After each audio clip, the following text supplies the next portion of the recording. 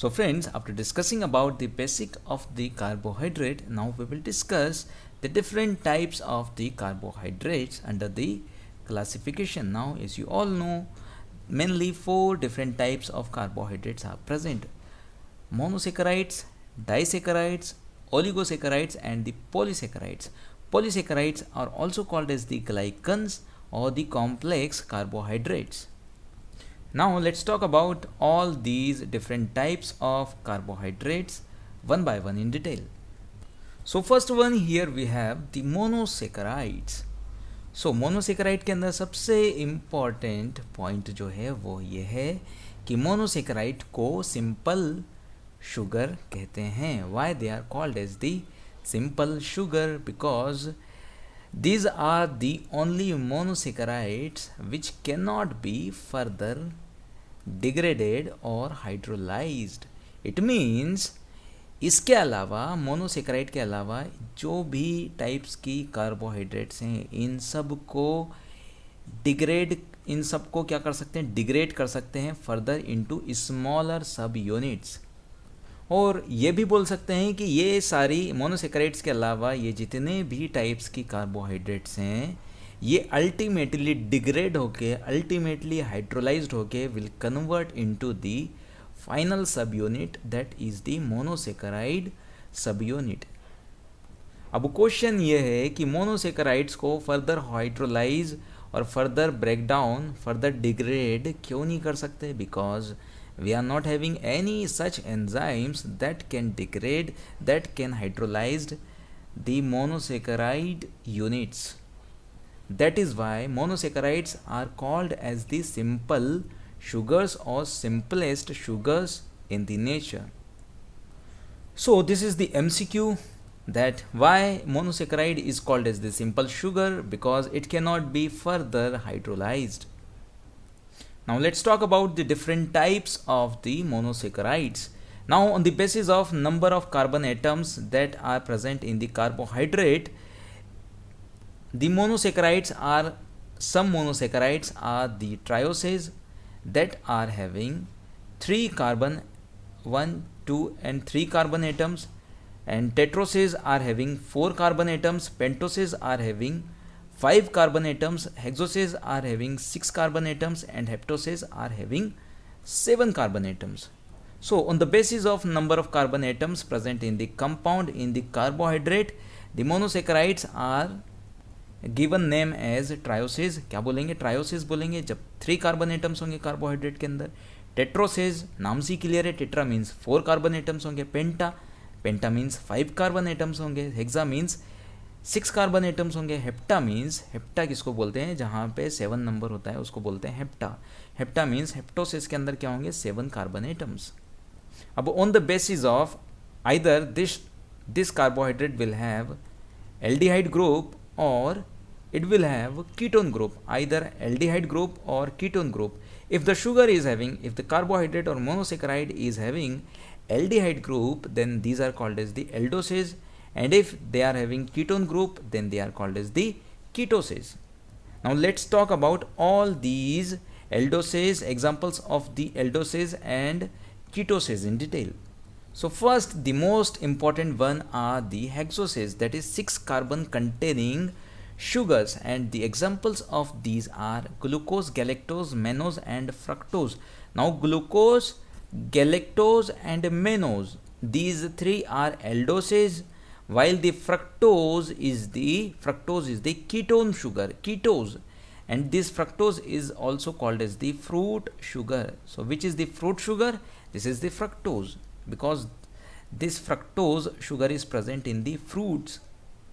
अब hexoses, these are the most commonly sugars, these are the most commonly monosaccharides used, glucose, galactose, mannose and the fructose. उसके बाद ट्रायोसेज आपको पता ही है, ग्लिसर aldehyde, इसके नाम से ही क्लियर है कि ये कौन सी शुगर है? Aldehyde sugar, aldose. इसके अलावा ट्रायोस के अंदर जो कीटोन शुगर है वो है डाईहाइड्रोक्सी एसीटोन. उसके बाद टेट्रोसिस के अंदर एग्जाम्पल है एरिथ्रोज. अब रोज को रूलोज कर देंगे तो it will give ketone sugar. So erythrose is the tetrose that is having aldehyde group, while the erythrulose is the ketone sugar that is having 4 carbon atoms, that is why it is called as the tetrose. Now pentoses के example, पेंटोसिस के अंदर example क्या है, ribose and xylose. Ribose के अंदर ओज को क्या करना है, उलोज, और लोज को क्या करना है, लूलोज, so it will give ketone sugars. Now my dear friends, आपको यहाँ पे कंफ्यूजन हो सकता है कि एरिथ्रोज और राइबोज के अंदर कि एरिथ्रोज पेंटोज शुगर है कि राइबोज पेंटोज शुगर है, एरिथ्रोज टेट्रोज है कि राइबोज टेट्रोज है। तो यहाँ पे क्या करना है कि ई पहले आता है अल्फ़ाबेट्स के अंदर और आर बाद में आता है, टेट्रा नंबर पहले आता है, पहले 4 आता है, पहले 4 आता है, उसके बाद क्या आता है 5, उसके बाद आता है पेंटा, टेट्रा पहले फिर penta. It means erythrose will be what, erythrose will be tetrose and ribose will be pentose. अब प्रेस्क्रिप्शन का शॉर्ट क्या होता है, RX। प्रेस्क्रिप्शन जब हम लोग लिखते हैं तो क्या लिखते हैं, RX, फिर उसके बाद टेबलेट या वॉट एवर जो हमको पेशेंट को प्रेस्क्राइब या पेशेंट को देना है। तो R is the ribose sugar and X is the xylose sugar. It means prescription के अंदर RX is the pentose sugar. Ribulose and xylulose are the ketoses of the pentose carbohydrate. After that, the carbohydrate that is having 7 number of carbon atoms, that is the heptoses. And the example of the aldose that is having 7 carbon atom is the glucoheptose, and pseudoheptulose is the 7 carbon is the heptose is the 7 carbon containing carbohydrate is the 7 carbon containing monosaccharide that is having ketone group. So glucoheptose is the heptose of the aldehyde nature and the pseudoheptulose is the heptose that is having ketone group. So we have discussed about the simplest sugar that are the monosaccharides. Now let's talk about the disaccharides. Disaccharides नाम से ही clear है, di means 2 and saccharide means monosaccharide. Saccharide word जब भी आए तो आपको क्या करना है कि मोनोसैकराइड से लिंक करना है, मतलब जब 2 मोनोसैकराइड यूनिट्स आपस में ज्वाइंट होगी then it will give disaccharide. Now if these 2 monosaccharide units are same, for example if they are glucose and glucose monosaccharide units, then this is the, as they are same, both units are same, that is why it is called as the homodisaccharide. But if the 2 monosaccharide units are different, then it is called as the heterodisaccharides. So here are the examples of the heterodisaccharides and here are the examples of the homodisaccharides. So examples of the heterodisaccharides are, and these are very very important, one is the first important one is the lactose. Lactose, from the name it is clear that lect means galactose. lect से क्या करना है आपको, galactose sugar derive करना है, और ओज means glucose. ओज जब भी आएगा तो आपको क्या करना है, ग्लूकोज। तो lactose is formed from the galactose and glucose. Now lactulose, next example of the heterodisaccharide is the lactulose. लेक्ट, अब आपको पता है कि लेक्ट से क्या करना है, गैलेक्टोज बनाना है। और उलोज मतलब कोई भी शुगर जिसके अंदर कीटोन ग्रुप है उसके पीछे क्या लगाते हैं, उलोज मतलब कोई कीटोन ग्रुप है, कोई कीटोन ग्रुप कंटेनिंग शुगर है, और कीटोन ग्रुप कंटेनिंग हेक्सोज कौन सी होती है, वो होती है फ्रक्टोज। हेक्सोज कौन सी होती है, fructose. It means lactulose is the combination of galactose and fructose sugar. Now the most important one is the sucrose. It is formed from the ose means glucose and the suc means fructose. The suc means fructose. So 3 main examples of the heterodisaccharides are the sucrose, lactose and lactulose. अब ये डाइसैकराइड्स जो बन रहे हैं, जो आपस में joint है एक दूसरे से, that are joined together by a glycosidic bond. अब ग्लाइकोसिडिक बॉन्ड कैसे बनता है वैसे हम लोग डिटेल में डिस्कस करने वाले हैं ग्लाइकोसिडिक बॉन्ड के बारे में अंडर दिस सब टॉपिक ग्लाइकोसिडिक बॉन्ड। बट थोड़ा सा मैं आपको बता देता हूँ कि ये मोनोसेक्राइड है, इसके अंदर क्या है, पॉलीहाइड्रोक्सिल ग्रुप्स तो होती है, तो ये हाइड्रोक्सिल ग्रुप एक मोनोसेक्राइड के अंदर, दूसरी मोनोसेक्राइड के अंदर ये हाइड्रोक्सिल ग्रुप। अब क्या होना है कि इनके अंदर से एक मोनोसेक्राइड के अंदर से H और दूसरी मोनोसेक्राइड के अंदर से OH निकल के ये बनाएंगे वाटर मॉलिक्यूल। वाटर मॉलिक्यूल निकल गया, बचा क्या, ओनली ऑक्सीजन। तो यहाँ पे एक मोनोसेक्राइड, ये दूसरी मोनोसेक्राइड आपस में किसके थ्रू ज्वाइंट है, ये O सब यूनिट के थ्रू ज्वाइंट है। और ये बॉन्ड जो बना है now after the release of water is called as the glycosidic bond. So the glucose or the carbohydrate units are joined together by a glycosidic bond, and glycosidic bond is formed after the release of the water molecule. Now let's talk about the examples of the homodisaccharides. One is the maltose, isomaltose and trihalose, and all these are formed from the combination of only glucose subunits. Both units are the glucose, that is why these are the homodisaccharides. So maltose means they are having like sugars. Both sugar units are the like, same subunits. maltose, isomaltose, maltose he homodisaccharide है तो isomaltose तो obviously हो गई। और ट्रीहेलोज, अब देखो ट्रीहेलोज का example आपको परमानेंटली याद रखना है, अच्छे से याद रखना है कि ये it is the example of homodisaccharide. अब कैसे याद रखोगे कि मान लो ये कोई ट्री है, किसी का भी ट्री मान लो, किसका है, मैंगो का ट्री है, मान लेते हैं कि मैंगो का ट्री है, और दूसरा ये मैंगो का ट्री, आपस में क्या है, ये बगीचा है बहुत बड़ा, इसमें क्या है, मैंगो का ट्री लगे हुए हैं आपस में। ये दोनों मैंगो ट्री आपस में पूछते हैं, एक दूसरे के हालचाल पूछते हैं कि भाई मैंगो तू कैसा है, ये भी ट्री उससे पूछता है कि भाई तू कैसा है, तू कैसा है। एक दूसरे का क्या पूछ रहे हैं, हाल चाल। कौन पूछ रहे हैं हाल चाल, ट्रीज। कौन सी ट्री, मैंगो के। मैंगो के मतलब कि दोनों एक दूसरे से मेल खाते हैं, मेल खाना मतलब same.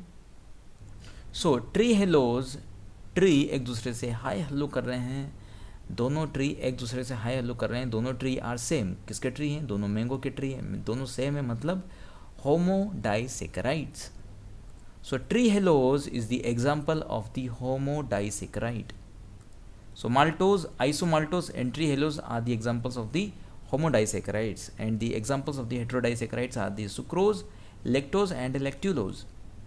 Now after disaccharides, now we have oligosaccharides. Now oligosaccharides are having only 3 to 10 monosaccharide units, मतलब या 3 और 3 से ज़्यादा, मतलब 3 से ज़्यादा कहाँ तक ले जाना है, ओनली 10 यूनिट्स, मतलब 3 to 10 monosaccharide subunits if joined together, and if they will form a compound then it is the oligosaccharide, and more than 10 if it is 11th compound added in the compound then it is the polysaccharide. It means from only one subunit is present then it is the monosaccharide. If there are 2 subunits present then it is the disaccharide, and if the compound is having either 3 to or 10 subunits, 3 से लेकर 10 तक, 3 4 5 6 7 8 9 10 तक अगर है तो that is the oligosaccharide, and if more than 10 or more than or equal to 11, more than or equal to 11, then it is the polysaccharide. So definition of the oligosaccharide is that it is having either 3 to or 3 to 10 monosaccharide subunits, and they are joined together by a glycosidic bond, as we have discussed about this glycosidic bond in a short in this disaccharides. And after the formation of the glycosidic bond, what is released, water. Now the examples of the oligosaccharides are the raffinose, stachyose and verbascose. Examples क्या हैं oligosaccharides के? These are the only important examples of the oligosaccharides. So one is the raffinose, stachys and the verbascose. Now my dear friends, after discussing about the oligosaccharides, now coming to polysaccharides, so that are also called as the glycans or that are also called as the complex carbohydrates. And the definition, if we talk about the definition, it is having more than 10 monosaccharide subunits. This carbohydrate is having more than 10 monosaccharide subunits. अब या तो 10 बोलो या तो ये बोलो या फिर equal to or more than 11 subunits. 11 monosaccharide subunits joins together and they form a compound that is called as the polysaccharide or glycans or the complex carbohydrate. And all these monosaccharide subunits are joined together by a glycosidic bond, and in the glycosidic bond what is released? Water molecule is released. Now if in the polysaccharide compound, in the polysaccharide carbohydrate, in the compound all the monosaccharide subunits are the same. For example, if they are only glucose, if the polysaccharide is formed from only the glucose, then it is the homopolysaccharide. It is the homopolysaccharide. But if the complex compound or the carbohydrate is having glucose along with some different monosaccharide subunits like fructose and something else other than glucose, then it is the heteropolysaccharide. Now here are the examples of the homopolysaccharide and here are the examples of the heteropolysaccharides. So examples of the homopolysaccharides that are formed only and only from the glucose. Many glucose subunits joins together and they form a compound that is called as the, that polysaccharide will be called as the glucosan, because this polysaccharide is formed from the glucose subunits. And the examples of the glucosans are the starch, glycogen, cellulose, dextrine, dextran and the chitin. So starch, glycogen, cellulose, dextrine, dextran and chitin, all these are the glucosans. While inulin is the fructosan, because it is formed only and only from the fructose. Many fructose subunits joins together and they form a compound, complex compound that is called as the inulin. अब पूछा जाए कि fructosan का example क्या है, तो fructose के अंदर क्या करना है, सिर्फ फिनलैंड लिखना है. क्या करना है, फिनलैंड. तो Finland means it is inulin. अगर पूछा जाए कि इन्यूलिन इसके ऐसे पूछो या इसके ऐसे पूछो, तो इन्यूलिन, अगर इन्यूलिन का पूछा कि इन्यूलिन कौन सी शुगर है, तो सबसे पहले तो इट इज़ अ होमोपोलीसेकेराइड. ये तो आपको पता ही होना चाहिए कि ये होमोपोलीसेकेराइड का एग्जाम्पल है. अब ये ग्लूकोसन है कि फ्रक्टोसन, तो इन क्या करना है, इन्यूलिन के अंदर से इन लेना है और infrastructure in is for inulin and infrastructure is for fructose. तो अगर पूछे कि फ्रक्टोसन का एग्जाम्पल बताओ, तो fructosan means you have to do fructose मतलब कि फिनलैंड. फ्रक्टोज से क्या करना है, आपको फिनलैंड बनाना है. अगर पूछा कि inulin is the example of, इन से क्या करना है आपको, infrastructure. It means inulin is the fructosan और फ्रक्टोसन का एग्जाम्पल क्या है, इन्यूलिन. या तो इन्यूलिन किसका एग्जाम्पल है, फ्रक्टोसन का, या फ्रक्टोसन का एग्जाम्पल क्या है, inulin. Both are same thing. बस एक ही फ्रक्टोसन का एग्जाम्पल है, that is the Finland, that is the inulin. Now coming to examples of the heteropolysaccharides, and these glycose aminoglycogens or the mucopolysaccharides are also called as the heteropolysaccharides. अभी सिर्फ इतना याद रख लो कि ग्लाइकोस अमाइनोग्लाइकोजेंस और म्यूकोपोलीसेकेराइड्स के एग्जाम्पल्स क्या क्या हैं. उसके बाद ये सब कुछ ग्लाइकोस अमाइनोग्लाइकोजेंस और म्यूकोपोलीसेकेराइड्स के बारे में डिटेल में डिस्कस करने वाले हैं लेटर ऑन वीडियोस.